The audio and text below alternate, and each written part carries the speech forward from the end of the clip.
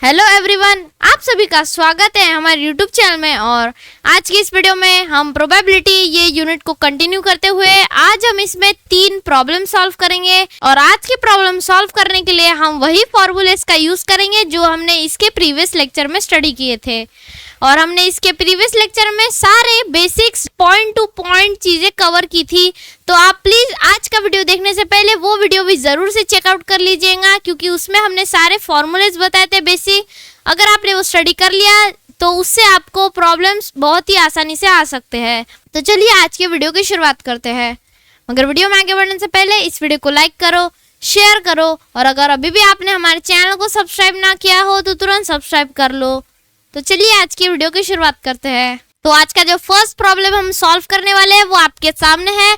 हम क्वेश्चन पढ़ेंगे। क्वेश्चन में लिखा है find the probability of getting a head when a coin is tossed once, also find the probability of getting tell.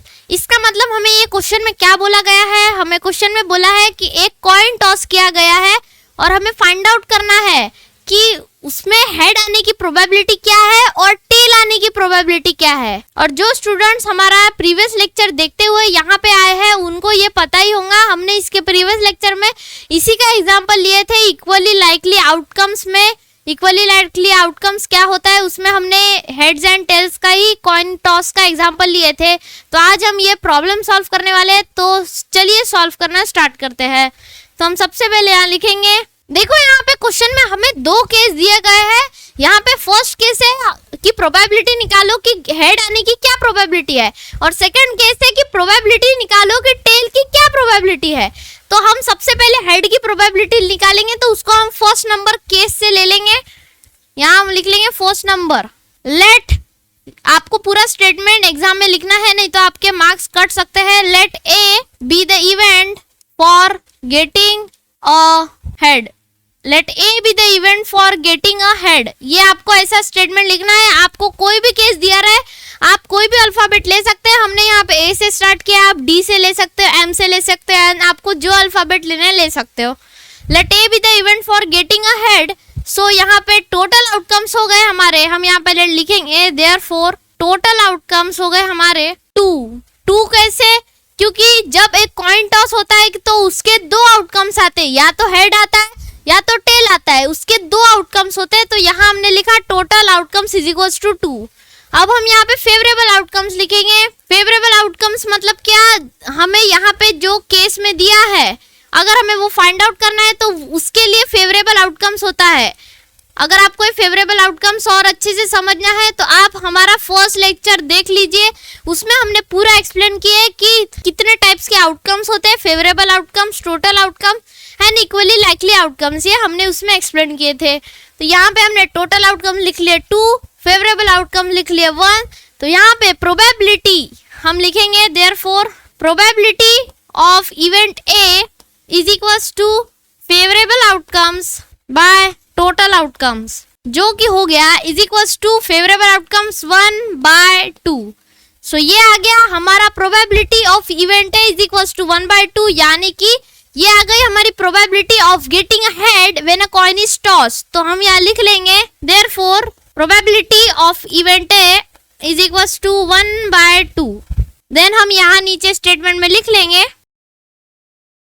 तो यहाँ पे हमने केस 1 यानी ही इवेंट 1 का प्रोबेबिलिटी निकाल लिया है। हमें हेड की प्रोबेबिलिटी निकालना था कि हेड आने की क्या प्रोबेबिलिटी है, क्या संभावना है। तो हमने यहाँ निकाले 1/2। तो अब नेक्स्ट केस की तरफ बढ़ते हैं। जैसे कि मैंने आपको अभी ओरली बताया, नेक्स्ट केस में बस पूरा ही सेम है। ये एक एग्जांपल है इक्वली लाइकली आउटकम्स का। तो हमने आपको बताया, ये देखो हमने यहाँ पे जो सेकंड केस है जहाँ पे हमें टेल की प्रोबेबिलिटी निकालना है, हमने बस ये हेड का यहाँ कॉपी कर लिया है। हमें बस इवेंट चेंज करना है और हेड की जगह टेल लिखना है। तो हम यहाँ लिख लेंगे, यहाँ second number let B the event for getting a tail. यहाँ पे हमें बस इतना लिखना है। देन टोटल आउटकम सेम रहेंगे, फेवरेबल आउटकम सेम रहेंगे। Then probability of event B is equals to favourable outcome by total outcome, that is 1/2। तो हम यहाँ लिख लेंगे therefore probability of event B is equals to 1/2। और यहाँ स्टेटमेंट में the probability of getting a tell is 1/2। और यहाँ पे हमारा फर्स्ट प्रॉब्लम कंप्लीट हो गया। आई होप आपको ये पूरा प्रॉब्लम समझ में आया होगा, इसके सारे स्टेप समझ में आए होंगे, ये दोनों के दोनों केस समझ में आए होंगे। और अगर फिर भी आपको कोई डाउट हो रहा हो तो हम इसके बाद 2 प्रॉब्लम और सॉल्व कर रहे हैं, तो आपका डाउट उसमें जरूर से क्लियर हो जाएगा। तो चलो बढ़ते हैं सेकेंड प्रॉब्लम की तरफ। तो ये देखो सेकेंड प्रॉब्लम आपके सामने है। क्वेश्चन में क्या दिया है? क्वेश्चन में दिया है अ bag contains a red ball, a blue ball and a yellow ball, all the balls being of a same size. यहाँ पे देखो फर्स्ट स्टेटमेंट में हमें क्या दिया है, एक बैग है, उसमें एक रेड बॉल है, एक ब्लू बॉल है और एक येलो बॉल है। मीन्स यहाँ पे 3 बॉल्स है, तो टोटल आउटकम क्या हो गया? टोटल आउटकम हो गया 3। देन आगे देखो, Rahul takes out a ball from a bag without looking into it, what is the probability that he takes out the case 1 yellow ball, case 2 red ball, case 3 blue ball. मतलब राहुल नाम का लड़का है, उसने रैंडमली बिना bag में देखे एक बॉल निकाला। अब उसकी क्या प्रोबेबिलिटी है कि वो एक रेड बॉल हो या वो एक येलो बॉल हो या फिर वो एक ब्लू बॉल हो, वो हमें फाइंड आउट करना है। तो चलो इसे सॉल्व करना स्टार्ट करते हैं। तो हम यहाँ सबसे पहले लिख लेंगे सोल्यूशन। पहले हम केस 1 के लिए लिखेंगे। केस 1 है yellow ball.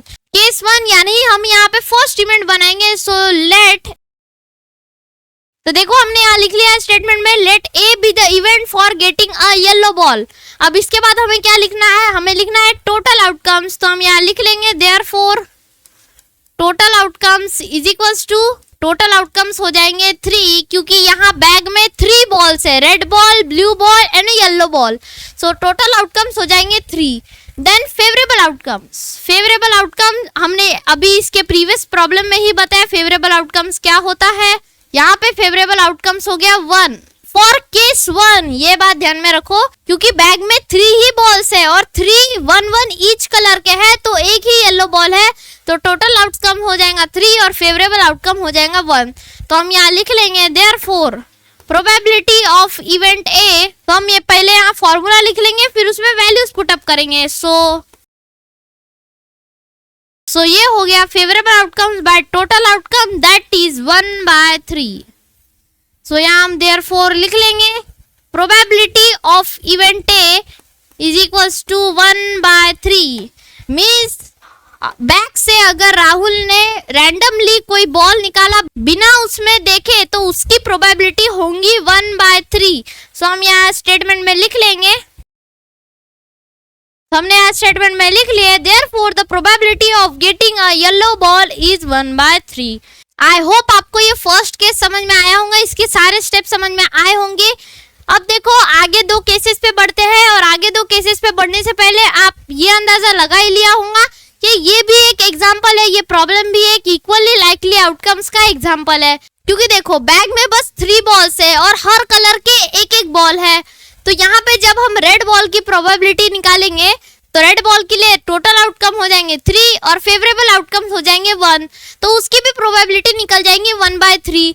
Then blue ball के लिए भी टोटल आउटकम 3 और फेवरेबल आउटकम 1, तो उसके भी प्रोबेबिलिटी हो जाएंगी 1/3। आप बस क्या करना, अगर एग्जाम में ऐसा टाइप का क्वेश्चन पूछा गया तो आपको बस ये जो हमने अभी स्टेप्स लिखी है, ये बस आपको 3 बार लिखनी है और 3 बार बस उसको केसेस के हिसाब से उसके वर्ड्स बदलना है। जैसे कि हमने येलो बॉल लिखे, आपको रेड बॉल के केस में रेड बॉल लिखना है।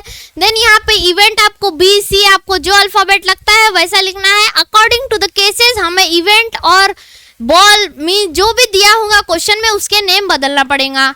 तो यहाँ पे हमारा सेकंड प्रॉब्लम कंप्लीट हो गया। अब हम बढ़ते हैं हमारे थर्ड प्रॉब्लम की तरफ। देखो क्वेश्चन में क्या दिया है, क्वेश्चन में दिया है suppose we throw a die once. यहाँ पे डाई ये वर्ड में most of the students confuse होते हैं। डाई मतलब ही होता है डाइस। जब भी आपको एग्जाम में ऐसे क्वेश्चन दिए जाते हैं, आपको मोस्ट रेयरली चांसेस है कि आपको डाइस लिख के दे, नहीं तो हर क्वेश्चन में जब भी डाइस पे कोई क्वेश्चन आता है तो वहाँ हर जगह डाई लिखा रहता है। मोस्ट ऑफ द स्टूडेंट्स यहाँ कंफ्यूज होते हैं, तो डाई मतलब भी होता है डाइस। तो यहाँ पे एक डाई थ्रो किया गया, तो डाई में तो 6 स्पेसेस होते हैं, नंबरिंग फ्रॉम 1 to 6। तो यहाँ पे उसका टोटल आउटकम्स क्या हो गया, टोटल आउटकम हो गए 6। अब यहाँ पे देखो आगे 2 केस दिए ये क्वेश्चन के। पहला केस है what is the probability of getting a number greater than 4। मींस हमें नंबर की प्रोबेबिलिटी फाइंड आउट करनी है greater than 4 when a die is thrown. And second case है what is the probability of getting a number less than और equal to 4। Less than और equal to 4 मतलब most of the students statements में confuse होते हैं। Less than और equal to 4 मतलब होता है नंबर जो 4 से कम हो और जो 4 से इक्वल हो। तो नंबर जो 4 से कम हो वो तो है 1, 2 एंड 3 और जो इक्वल हो वो है 4। तो केस 2 के लिए टोटल आउटकम होगा 6 और फेवरेबल आउटकम्स हो गए 4। और केस 1 के लिए getting a number greater than 4, तो ग्रेटर देन 4 तो दो ही नंबर है 5 एंड 6। तो केस 1 के लिए टोटल आउटकम हो गए 6 और फेवरेबल आउटकम्स हो गए 2। तो यहाँ पे देखो हमने तो दोनों केसेस की प्रोबेबिलिटी ओरली निकाल ली, फिर भी हमें एग्जाम में स्टेटमेंट लिखना पड़ेगा। एग्जाम में ओरली नहीं चलता, वहां पे हमें स्टेटमेंट लिखना ही पड़ेगा। तो हम यहाँ पे स्टेटमेंट पहले लिखेंगे 4। तो यहाँ पे हमने केस लिख लिया है, यहाँ पे हमने स्टेटमेंट लिखा है let A be the event for getting a number greater than 4। तो यहाँ पे हम सबसे पहले टोटल आउटकम लिखेंगे। टोटल आउटकम से हमारे 6, क्योंकि डाई थ्रो किया है तो उसमें 6 फेसेस होते हैं तो 6 टोटल आउटकम्स आएंगे। और इसके लिए फेवरेबल आउटकम्स हो गए 2, क्योंकि दो ही नंबर ग्रेटर देन 4 होते हैं जो कि होते हैं 5 एंड 6। तो हम यहाँ लिख लेंगे therefore probability of event A is equals to, so favorable outcomes by total outcomes हो गया 2/6 और हम अगर 2/6 को रिड्यूस करें तो ये हो जाएगा 1/3। तो यहाँ पे probability of event A है 1/3। सो हम यहाँ therefore लिख लेंगे therefore probability of event A is equals to 1/3। तो हम यहाँ पे स्टेटमेंट में लिख लेंगे therefore, तो हमने यहाँ स्टेटमेंट में लिख लिया है therefore the probability of getting a number greater than 4 is 1/3। और यहाँ पे हमारा फर्स्ट केस कंप्लीट हो गया। अब हम सेकंड केस सॉल्व करेंगे और सेकंड केस भी बिल्कुल इसी की तरह है, हमें बस इसमें थोड़े से चेंजेस करने पड़ेंगे। तो हम इसमें पहले चेंजेस कर लेते हैं। तो यहाँ पे हमने सेकंड केस लिख लिया है, हमने बस यहाँ पे प्रीवियस केस से कुछ चीजें इरेज की है। तो यहाँ पे हम सबसे पहले लिख लेंगे let B be the event for getting a number less than और इक्वल टू 4। देन यहाँ पे टोटल आउटकम्स है 6, सो फेवरेबल आउटकम्स यहाँ पे हो जाएंगे 4। क्यों? क्योंकि यहाँ बोला getting a number less than और equal to 4, so less than और इक्वल टू 4 हो जाएंगे 1, 2, 3 एंड 4। 1, 2, 3 लेस देन 4 है और 4 इज इक्वल टू 4। सो यहाँ पे 4 आउटकम्स हो जाएंगे और 6 टोटल आउटकम्स है। बस यहाँ फॉर्मूले में चेंजेस कर लेते हैं। Probability of event B is equals to favourable outcomes by total outcomes, तो ये हो जाएगा 4/6 और 4/6 को हम रिड्यूस करें तो ये हो जाएगा 2/3। सो यहाँ पे हमने प्रोबेबिलिटी निकाल ली है 2/3। तो हम यहाँ लिख लेंगे therefore probability of event B is equals to 2/3। तो हम यहाँ स्टेटमेंट में अभी चेंजेस कर लेंगे। तो हमने स्टेटमेंट में लिख लिया है therefore the probability of getting a number less than और इक्वल टू 4 इज 2/3। और यहाँ पे हमारा सेकंड केस भी कंप्लीट हो गया और यहाँ पे हमारे 3 प्रॉब्लम्स कंप्लीट हो गए।